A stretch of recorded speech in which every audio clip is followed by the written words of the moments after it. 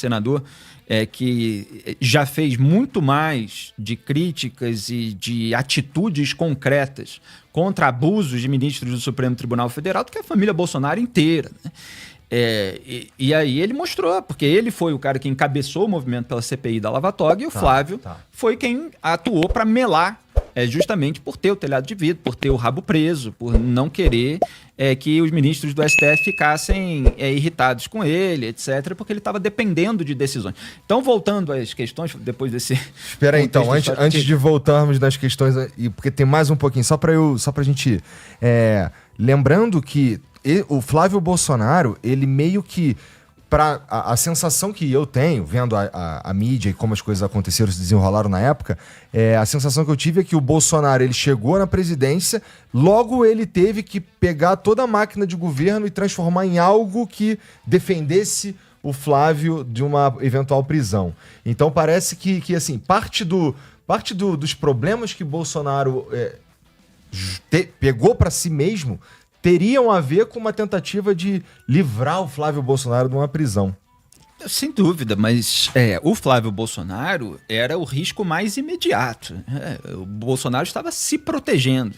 O Fabrício Queiroz, que era o assessor que operava o esquema segundo a denúncia do Ministério Público do Rio de Janeiro, que o Flávio fica dizendo que não houve, é uma coisa maluca, o MP denunciou. O Flávio, o Fabrício Queiroz, outros funcionários fantasmas ali naquela época. O Fabrício Queiroz, que era o operador de acordo com a denúncia, ele é um amigo de 35 anos do Jair Bolsonaro, né? Foi o Jair Bolsonaro que colocou ele lá, era o amigo dele. A filha do Fabrício Queiroz, ela era registrada, porque essa seria a maneira correta de dizer, no gabinete do Jair Bolsonaro em Brasília, enquanto estava dando aula como personal trainer, inclusive de algumas celebridades. O Eduardo e o Flávio, eles tiveram o nome registrado como assessores ali do gabinete da liderança, na época acho que era o PTB, né, do Roberto Jefferson, quando eles eram universitários, eles estavam fazendo faculdade de Direito no Rio de Janeiro e tinham um cargo em Brasília. Depois que isso foi descoberto, inclusive a reportagem da BBC na época, logo depois ali na virada ali da eleição de 2018, aí foi perguntar para o Eduardo, não lembro e tal. E aí você tinha um registro na Câmara e você tinha até o parecer da Câmara dizendo que aqueles cargos tinham que ser ocupados presencialmente, em loco, lá em Brasília. Então, assim, o histórico desse mecanismo, que é muito usado por parlamentares, está presente, foi desnudado por investigadores, profissionais, etc. E quando isso apareceu, aconteceu de surgir a lista do COAF, né, que é o Conselho, o Centro... agora que eu estou meio insônia hoje, eu vou esquecer a sigla, né? O Centro O COAF cuida de questões de grana, né? Que detecta a movimentação bancária atípica, né? Ele recebe as informações das instituições financeiras, aí faz uma lista, como fez naquela ocasião, saíram um monte de assessores de 27 deputados estaduais da ALERJ, da Assembleia Legislativa do Rio de Janeiro, precisa ser investigado de cima a baixo. A gente está falando isso aqui hoje, né? Parênteses, são muitos parênteses, mas é que esse é importante, é para dar a dimensão, porque eu sou carioca, eu sou do Rio de Janeiro, você também, né? E olha só, o nosso estado, e o Rodrigo que aliás Bacelar, é estado... cara? Não, então, o Rodrigo Bacelar, ele foi preso... porque teria vazado informações, até eventualmente orientado de destruição de prova ou fuga lá do TH Joias, que era um deputado estadual que estava assessorando o Comando Vermelho, uma facção criminosa lá na ALERJ. E aí foi para a própria Assembleia Legislativa decidir se validaria ou não a prisão. E, obviamente, quando isso acontece, os políticos acabam se blindando. Então, eles derrubaram a prisão e aí o Alexandre de Moraes hoje, ele deixou sair da prisão, mas sob medidas cautelares. Então, meteu lá a tornozeleira eletrônica. O Rodrigo Bacelar é o presidente, era pelo menos até outro dia, da Assembleia Legislativa do Estado do Rio de Janeiro, presidente da ALERJ, que é assim, a Assembleia Legislativa, para quem não está familiarizado com a política, né, você tem a Câmara dos Vereadores, os vereadores aprovam os projetos da Prefeitura. Você tem a Assembleia Legislativa Estadual, são os deputados estaduais que aprovam ou recusam, né, os projetos, ou apresentam seus projetos e tal, do governo do Estado. E você tem as duas casas legislativas federais, a Câmara dos Deputados e o Senado, para aprovar projetos, leis, etc., ali em toda aquela tramitação que envolve o governo federal. Então, ele era o presidente da Alerj e foi preso, agora solto sob medidas cautelares. Ele só pode sair de segunda a sexta de casa de dia, tem que ir dormir em casa, e no fim de semana e feriado tem que ficar em casa. Então, o Moraes, ele impôs isso aí. E só para lembrar, né, já teve Sérgio Cabral, que foi presidente da Alerj, preso, já teve Jorge Pisciani, que foi presidente da Alerj, preso, já teve Paulo Melo, que foi presidente da Alerj, preso, agora você tem outro parcelar. Esse é o Rio de Janeiro, esse é o Brasil, né? Pra você ver. Mas aí a gente estava onde quando eu fui fazer esse parênteses? Aí esse que é o problema. O problema é voltar. Bom, mas a gente estava falando que os Bolsonaro tinham um problema na Alerj. Não, então, aí você estava perguntando a candidatura do Flávio. Então, ele era no gabinete dele, né, que tinha os funcionários fantasmas, de acordo com o Ministério Público. Depois ele conseguiu que as quebras de sigilo fossem derrubadas, alegando que houve ilegalidade na quebra e tal. Assim, as informações que foram reveladas, elas mostraram, elas confirmaram aquilo que o Ministério Público estava dizendo. Mas, não podia fazer dessa maneira, não podia derrubar e tal. E aí, no final das contas, né, para resgatar a parte da história, o Gilmar Mendes ainda proibiu reabrir a investigação de rachadinha. Então, quer dizer, essas pessoas não se dizem antissistema, né? Mas não são. Mas aí, voltando para a questão da direita, contra o Lula, etc. O Flávio, então, ele tem um grande telhado de vidro, ele já teve desgaste com toda essa história, ele nunca foi um cara que ficou apresentando grandes projetos para o país. Quais são as ideias do Flávio Bolsonaro na economia, né? Em diversas áreas aí das discussões públicas, realmente para resolver problemas concretos do país? Ele é o filho, né? O Major Olímpio, senador que morreu, que foi aliado e depois denunciou a rachadinha, etc. Ele chamava esse pessoal de príncipe herdeiro, né? Eu não tenho medo de príncipe herdeiro, porque o Flávio Bolsonaro foi para cima do Major quando o Major assinou o requerimento de criação da CPI da Lava Toga. E aí ele falou, se for, tem a entrevista dele para mim, dizendo, vem falar palavrão, ele fala os impropérios, aí ele explica, os impropérios são palavrão e tal. Quer falar comigo que nem bandido, vai ter a resposta devida. E falta muito isso na política, viu? Gente com fibra, né? Quando o sujeito de rabo preso está lá fazendo uma pressão para que não avance algo que é justo, que a sociedade muitas vezes demanda, a fiscalização de uma autoridade muito poderosa, que tem condutas suspeitas, etc. O cara vai lá e fala assim, não vou tirar minha assinatura, não. E foi isso que ele fez.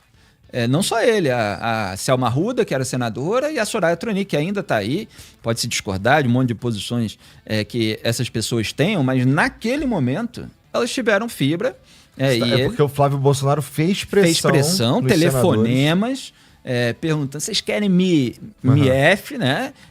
A Selma Arruda relatou, inclusive, essa frase também, deu entrevista para mim naquela época, não só para mim, também para outras pessoas. E o Jair Bolsonaro pegou o telefone do Flávio, de acordo com o relato do Major Olímpio, também fez pressão nele, e aí a relação se desgastou porque eles não retiraram.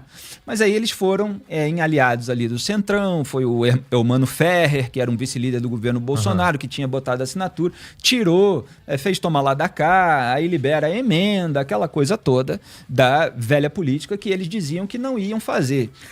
Então, assim, voltando à tua pergunta, o governo Bolsonaro acabou se curvando ao sistema em razão do escândalo do Flávio? Sim, sem sombra de dúvida. E o Brasil vive as consequências disso até hoje. Mas você acha que eles curvariam ao sistema por alguma outra razão também? Ou isso foi o calcanhar de Aquiles para valer, a única coisa capaz? Isso se a gente levar em consideração que realmente havia ali uma vontade de fazer algo diferente, como se dizia, né? O Bolsonaro, ele se colocava como um cara antissistema, de fora da política, e a gente sabe, 30 anos de deputado, toda aquela história. Mas a gente sabendo que ele teve 2 grandes problemas maiores, assim, durante a gestão dele, que foi Flávio Bolsonaro e pandemia, né? Flávio Bolsonaro talvez tenha sido o que o fez se entregar mais rapidamente para o Centrão. Exato. Você acha que essa entrega rolaria de qualquer forma? Olha, teve outros sinais, sim, no governo dele, de que, embora a retórica, na hora que está falando para claque, para manifestante, seja uma retórica agressiva, hostil, na hora da atitude, essa coragem falta.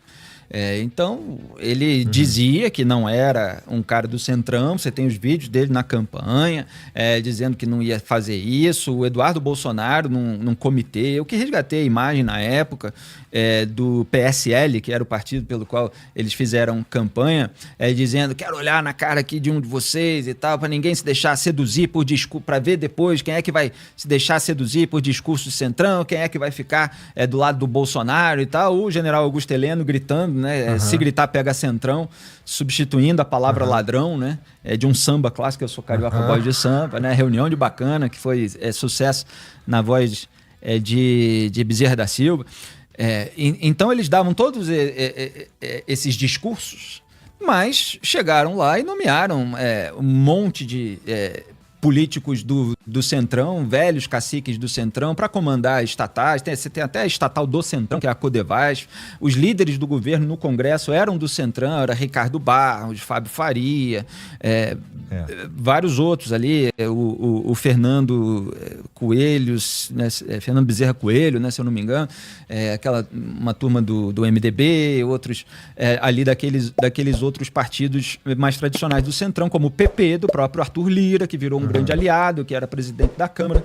Então, assim, para deixar claro, né, porque às vezes a gente vai falar sobre o campo da direita e fica parecendo que o outro lado é diferente. Sim. E a gente tem que mostrar que a esquerda ter um histórico de corrupção no Mensalão, no Petrolão, etc., fazia com que as pessoas que estavam antenadas, que não são pessoas que, por um apego a uma causa da justiça social ou da igualdade, etc., passavam pano para a corrupção. Quer dizer, as pessoas que tinham um olhar atento, elas já sabiam que o Lula era daquele jeito. O Lula era sistema, né?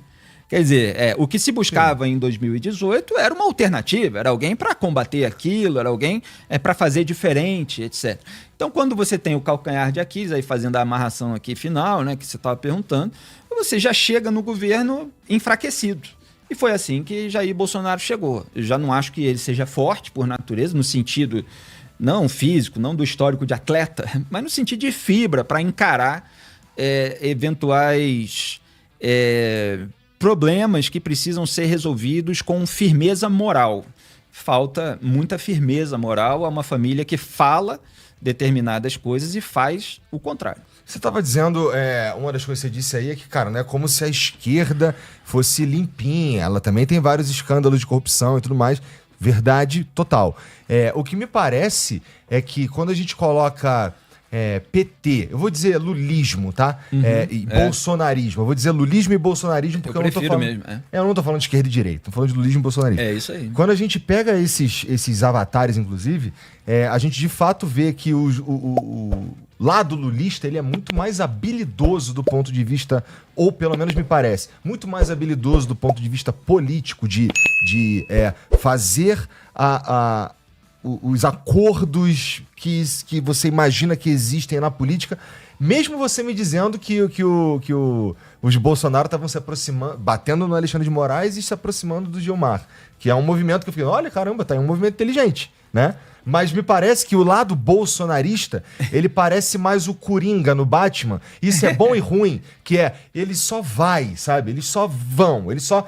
meu pai tá preso, eu preciso resolver, daí eu só vou. Não tem um plano elaborado, sabe? Não. Tem gente que gosta dessa característica porque parece ser mais humana, mais próxima da realidade do cidadão comum. É uma comum. Interpretação absolutamente falsa, né?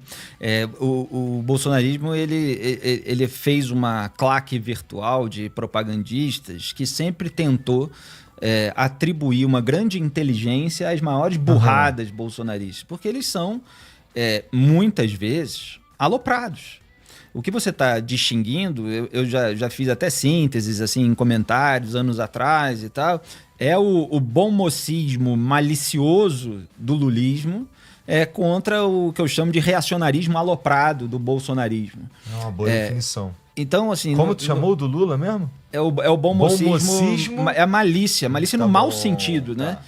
Porque essa palavra, às vezes, as pessoas tratam como uma coisa legal e tal. Não, a pessoa tem uma malícia, né? Mas é a malícia do cinismo mesmo, né? Aquele traço da pessoa muito, muito cínica, mas no sentido maquiavélico, no sentido de que tem uma estratégia ali.